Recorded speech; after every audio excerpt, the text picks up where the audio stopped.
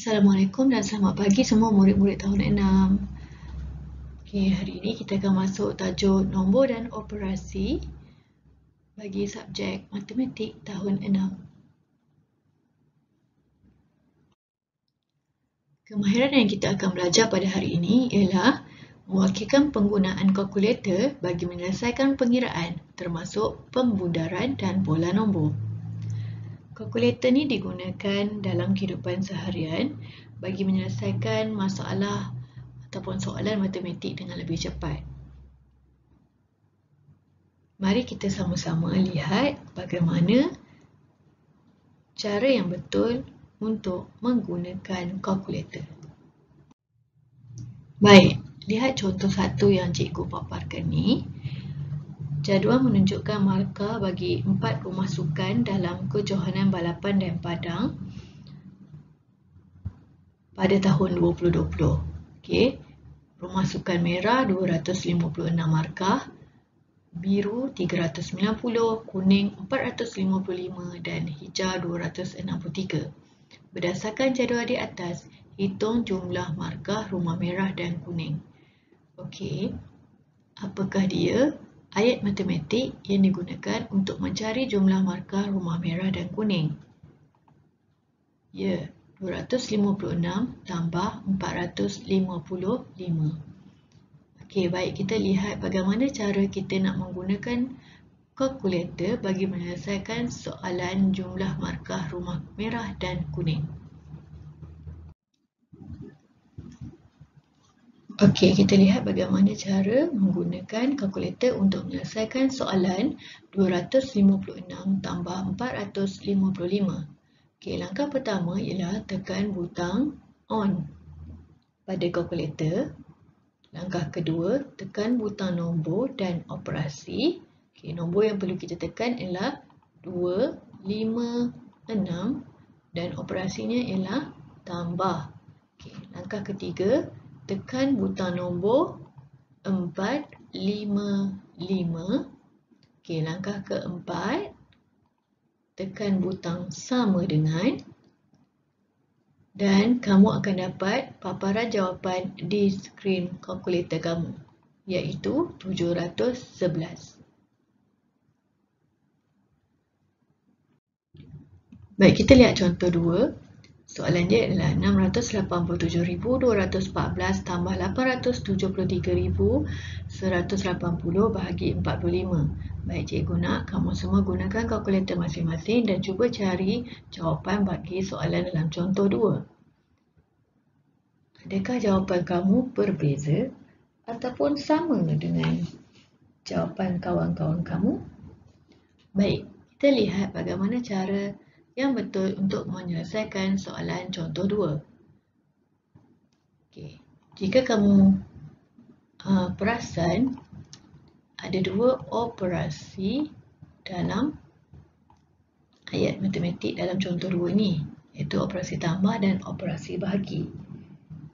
Okey, cikgu nak kamu ingat semula konsep yang melibatkan operasi bergabung dan tanda kurungan, iaitu BODMAS.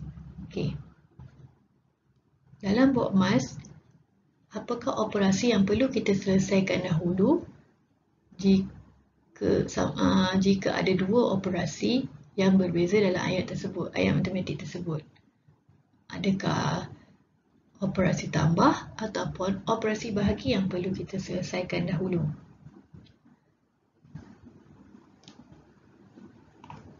Okey, jawapannya adalah operasi bahagi. Kita perlu selesaikan operasi bahagi dahulu, kemudian barulah operasi tambah.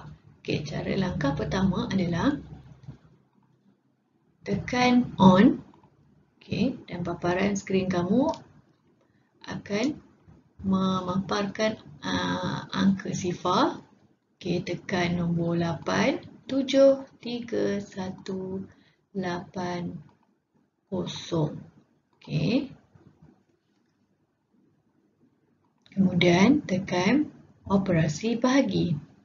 Bahagi, tekan nombor 4 dan tekan nombor 5. Okey, paparan skrin kalkulator kamu akan memaparkan nombor 45. Kemudian tekan simbol sama dengan. Okey, dan skrin kalkulator kamu akan memaparkan jawapan hasil bahagi bagi 873,180 bahagi 45 iaitu 19,404. Okey, baik. Kita teruskan dengan langkah yang kedua. Okey, langkah kedua. Okey. Yang pertama, satu, kita perlu tekan on. Okey, dan skrin akan memaparkan angka sifar. Okey, kemudian kita tekan nombor 6, 8, 7, 2, 1, 4. Okey. Skrin kalkulator akan memaparkan nombor 687,214. Okey, kemudian tekan simbol tambah 1, 9, 4, sifar 4. Dari mana datang 194 sifar 4 ni? Okey, dia adalah hasil bahagi dari hasil jawapan dari langkah 1 iaitu hasil bahagi bagi 873,180 bahagi 45. Kemudian tekan sama dengan. Okey, dan kamu akan dapat hasil jawapan yang sebenar bagi soalan contoh 2 iaitu 706,618. Okey, cuba selesaikan soalan berikut menggunakan kalkulator. 18 darab 6,845 bahagi 15. Baik, kita tengok contoh 3, 254,186 bahagi 13. Okey, macam biasa kita tekan on. Skrin akan memaparkan digit kos sifar. Okey, tekan 2, 5, 4, 1, 8, 6. Okey, kemudian tekan simbol bahagi dan tekan nombor 1, 3. Okey, kemudian tekan simbol sama dengan. Okey, dan skrin akan memaparkan jawapan bagi soalan 254,186 bahagi 13. Okey, jawapan yang dipaparkan adalah dalam bentuk perpuluhan dan jawapan ini adalah berbeza antara satu kalkulator dengan kalkulator yang lain sebab bergantung kepada jenis kalkulator, sama ada kalkulator tu 8 digit ataupun 12 digit. Okey, apa maksud kalkulator 8 digit, 12 digit? Okey, kalkulator 8 digit ni maksudnya had maksimum nombor yang boleh dipaparkan oleh kalkulator tu adalah sebanyak 8 digit. Okey, kalau sekiranya ada jawapan lain selepas digit ke-8 tu, kalkulator tu tak dapat nak memaparkan jawapan tu lah. So dia hanya sampai 8 digit. Kalau 12 digit, had dia sampai 12 digit dekat dia punya skrin tu, dia boleh keluarkan number. Okey. Okey, dan untuk perpuluhan, okey, kita boleh membundarkan dia ya kepada, okey, contohnya kepada dua tempat perpuluhan. Okey, kalau kepada dua tempat perpuluhan, kena make sure selepas titik ada dua number sahaja. Okey, dan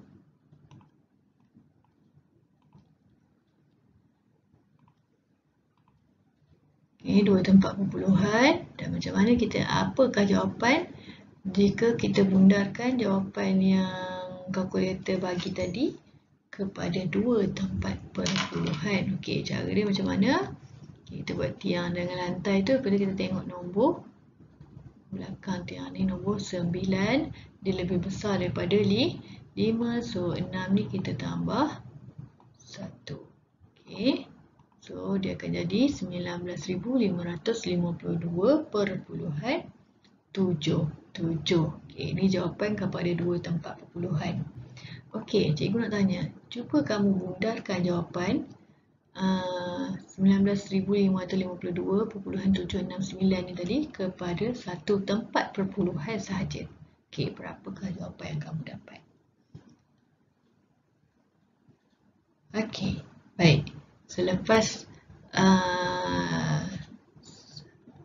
tu cuba selesaikan soalan berikut menggunakan kalkulator.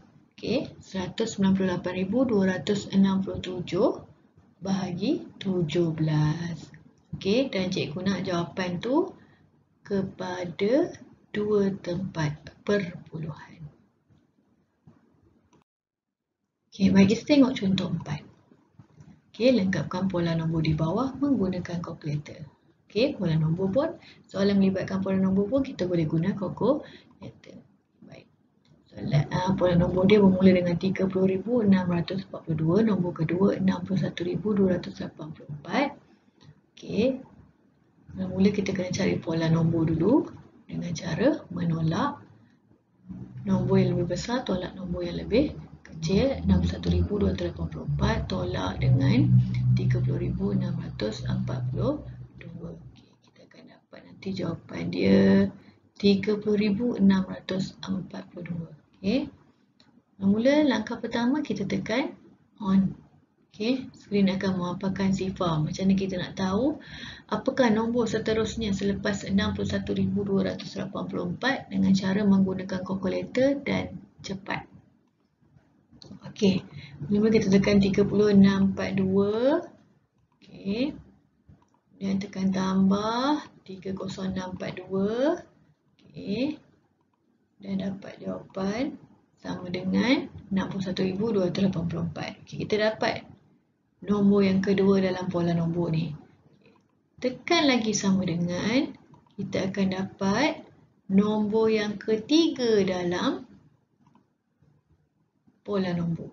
Okay, jadi cikgu nak kamu cari lagi dua lagi nombor yang sepatutnya ada selepas 91,926. Okay, apakah butang kita nak tekan seterusnya? Okay. Dapat tak jawapan 122,568? Okey, caranya ialah dengan menekan saja sama dengan. So, kamu akan dapat 122,568. Okey, nombor seterusnya 153,210. Sebab kamu akan tekan sama dengan lagi sekali. Okey, kalau tekan sama dengan lagi, dapat nombor yang ke-6 dan seterusnya lah. Okey, terima kasih. Jumpa lagi. Sekian untuk kelas kali ini. Harap kamu dah faham bagaimana cara kita nak menggunakan kalkulator bagi menyelesaikan sesuatu soalan tu dengan cepat. Tapi nak diingatkanlah, kita belajar cara menggunakan kalkulator tu setakat ini je lah. Maksudnya kita tak akan gunakan kalkulator di tahun 6. Okay, bagi soalan tajuk-tajuk seterusnya kita masih lagi menggunakan pengiraan secara manual. Okay, tak boleh guna kalkulator lagi. Okay, naik sekolah menengah nanti barulah boleh guna kalkulator. Dan tajuk ini sebagai pengenalan sebelum kamu masuk ke sekolah menengah. Okay, terima kasih dan jumpa lagi semua. Bye.